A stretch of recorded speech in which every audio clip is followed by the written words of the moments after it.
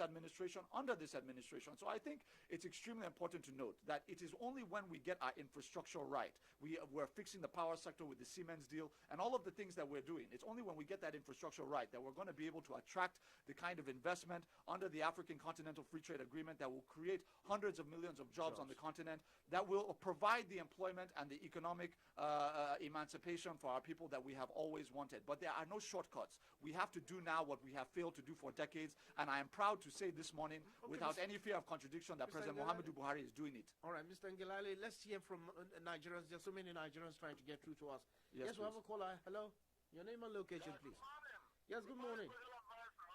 Yes. My name is Ajuri. I call from State. Go ahead, please. I want to commend the Buhari-led APC government for our unprecedented efforts so far in giving Nigerians good governance since coming on board, especially her cardinal objectives of fighting against corruption, insecurity, and most importantly, diversification program, especially in agriculture and other non-oil sectors, and encourage him to do more by investing mostly in agricultural mechanization to ensure that Nigeria produces agricultural products in abundance for domestic and export purposes that will eventually grow our already battered economy in the post-COVID period. I equally want the Buhari administration to intensify efforts in the fight against corruption, which has been most holistic to ensure that all retained Nigerian funds are recovered back and plumped into the economy to ensure her overall growth. All right, thank you. This COVID-19 period, and ensure that these goods are produced very, very well, together with our power sector, and that has been encouraged to actually attract investors to come and put those in diaspora and at home to invest massively to ensure the production of higher or more greater agricultural. All right, Chief Jude, you need to round off now. All right, thank you. Massive employment for the teeming unemployed Nigerians. All right. Government is not a manager of business. Thank you very much. Thank you very much, Chief Jude Buaja. Before you respond, let's just take a few messages from our social media platform. We have from Mustafa here in Abuja. He says, good morning. What are the modalities designed for the installation of solar power for the households who are not connected to the national grid under the ESP? And when is the implementation Siemens agreement deal going to commence? Temi from Abuja says, I would like to commend this administration on the development of the economic sustainability plan. I would also like to ask, how soon will the implementation start and how well will the public be carried along? Then Olajide from Lagos says, hello, good morning. The guest has been one of the shining light of this administration. His updates on the happenings and government plans is always applaudable. May all these plans come into reality. Nigeria will prevail. Amen to that. Nicholas Additional from Abuja says, good morning, Mr. Ajuri. The new pronouncement on metering is highly commendable of the presidency and NERC, but how can this arbitrary billing within the time frame be controlled and not escalated radically, as whatever is owed is simply transferred to prepaid meter when one is connected? This enforcement needs to be taken seriously. So this is our message. Thank you very much. Let me just start, my friend who complimented my work. I will just say to them that, it's really not me who should be complimented. It's the fact that President Muhammadu Buhari has been doing such excellent work that when I talk about it, I just sound good talking about it. But he's the one doing the very difficult work that's being done. Now, if you look at the issue of power sector reform, which was asked about, my good friend asked about solar power and, of course, Siemens. Now, two very important issues here, in addition to what I mentioned earlier about the market reforms around metering and the service-based tariff regime, is the solar power component of the NESP, the Nigerian Economic Sustainability Plan. Very strategic. First of all, what it involves is the manufacturing, distribution, and most importantly, maintenance of 5 million solar home systems for distribution across every state and local government area of the Federation, focusing in on our rural communities. We know that as it is right now, approximately 70% of our economic output, our economic growth is derived from the informal economic activity in the country. And you know that the informal economy is predominantly based in the rural communities across the country. So rural power and rural electrification becomes very strategic, and that is envisaged in this program. The 5 million solar home systems will be devoted to rural Nigeria. we are focused on a few major areas. One, powering rural farms. Why is this important? We know that in view of President Muhammadu Buhari's massive and unprecedented investments in agricultural growth and production, obviously with the millions of low-interest credit facilities given to millions of farmers across the country, seedlings given to them, the slashing of fertilizer with the revitalization of 31 fertilizer blending plants across the country over the last 4 years, all of that has been put in place. But our farmers will still complain that they're suffering post-harvest losses, because after they have produced all of this massive produce as a result of government intervention and assistance, they are suffering because there's lack of power supply, lack of refrigeration capacity in their storage facilities. So what we're going to do with this plan is to target our rural farms, our rural producers with solar home systems so that they can have refrigeration capacity to reduce post-harvest losses. That's number one. We're also devoting solar home systems to rural healthcare centers, primary healthcare centers, rural primary schools, rural MSMEs, so that we can power rural industry and rural business, and of course, rural dwellings and homes. This is a very strategic phase one. 5 million systems is in phase one. We're going to elevate that to 25 million systems over the next 5 to 6 years, over a multi-phased approach. So that's what we're doing with solar power.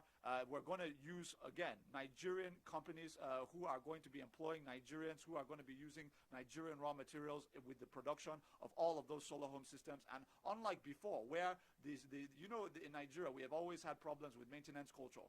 And we have always seemed to fail to envisage maintenance in what we're doing. President Muhammadu Buhari has brought that to an end. With this plan, with the sustainable employment we're creating for our youths with the solar power program, is that they're going to be maintaining these systems across rural communities across the country to ensure that we're not looking for new solar home systems to replace these ones after 3 years for failure of maintenance. That is not going to happen. Right, now, the issue of Siemens is very critical. Let me just touch on this. Okay, just in a minute so that we can take more calls. Yes, of course. The issue of Siemens is very critical. Now, in addition to the market reforms dealing with off-grid power under the solar power scheme, we're dealing with traditional on-grid power infrastructural development. This deals with gas-fired power plant dams, of course, the transmission grid under TCN, and then, of course, injection substations and transformers under the DISCOs. Now, how it works is Siemens has already done a forensic technical audit of all of the infrastructure across the value chains. And what they have done is essentially based on that, they know what needs to be upgraded, what new construction needs to be done, etc. So they have given us a very clear roadmap of what is required. And now the funding has been secured through the German Export Credit Agency to the tune of 80% of the project total.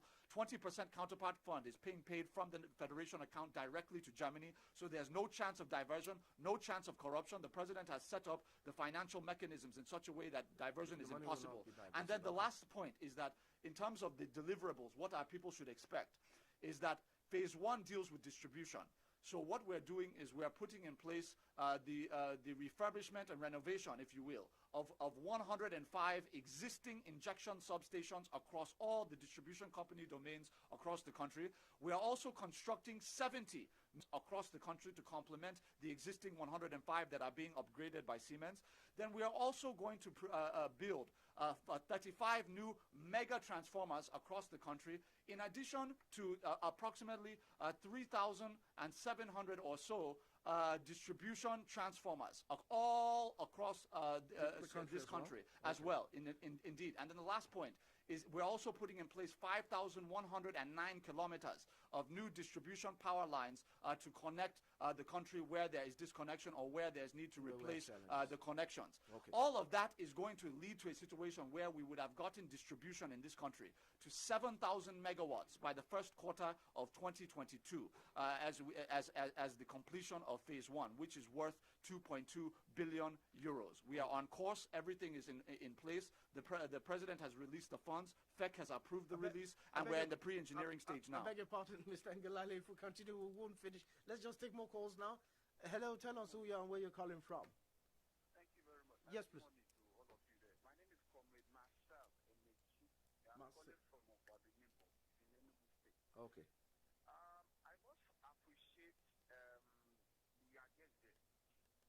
I think he just is one of those Nigerians who need to be on board to begin to enlighten the general public what government is doing. But I must also urge you and the many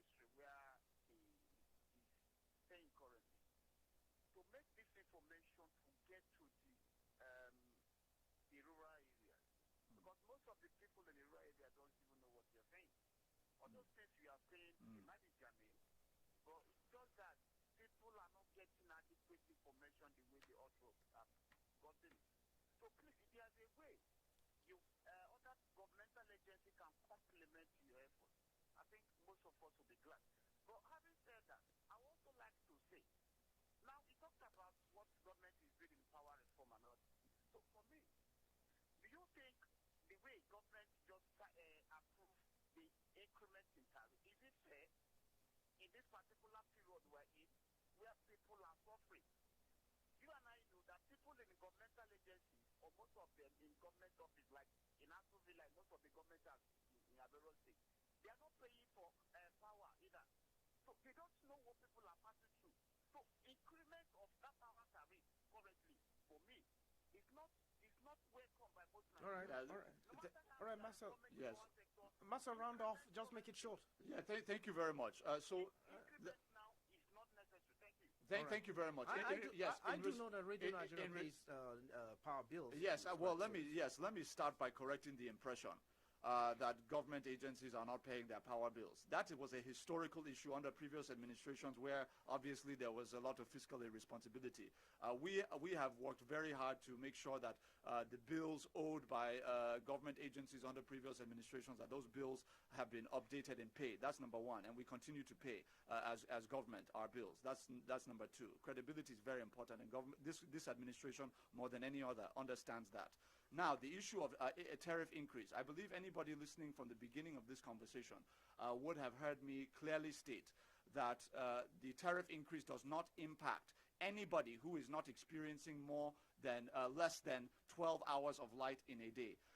Approximately 50% or so of the population will not see anything like tariff increase. In fact, it is the opposite of what you have said, my brother. The president was adamant that the most vulnerable and poor Nigerians in this country must be the ones protected from anything that even appears like tariff increase. Why?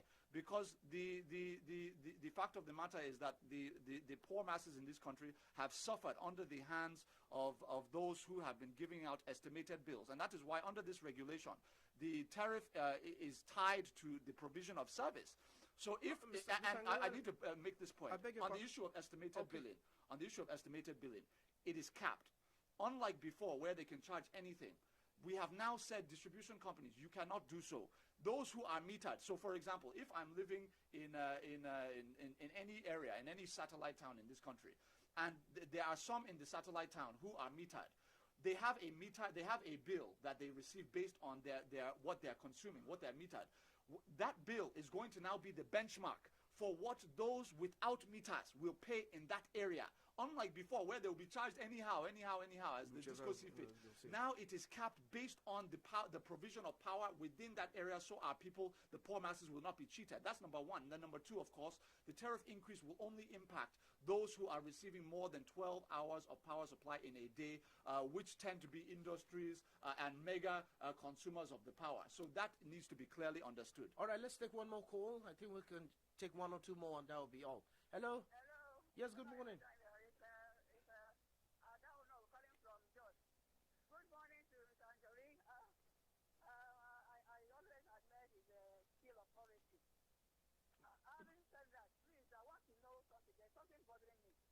This 734,000 jobs. Yeah.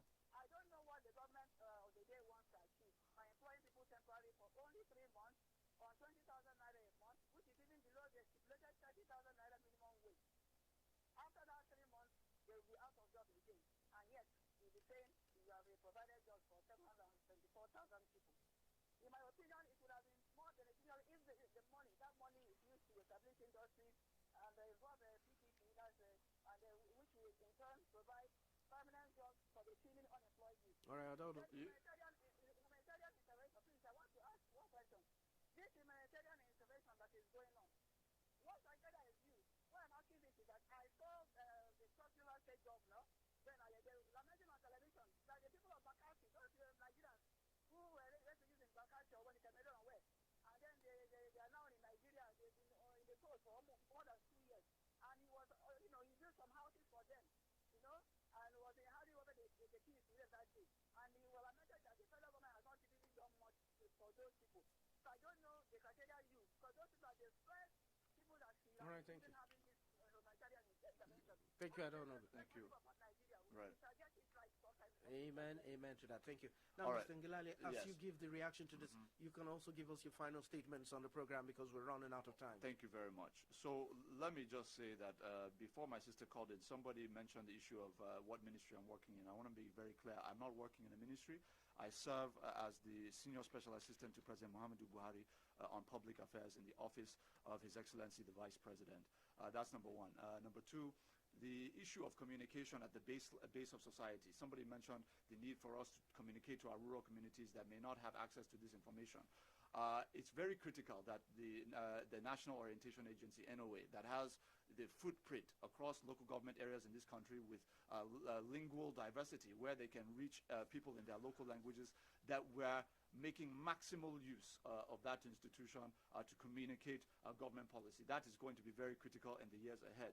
Let me also say to my sister Ada, let me just first of all say God bless you.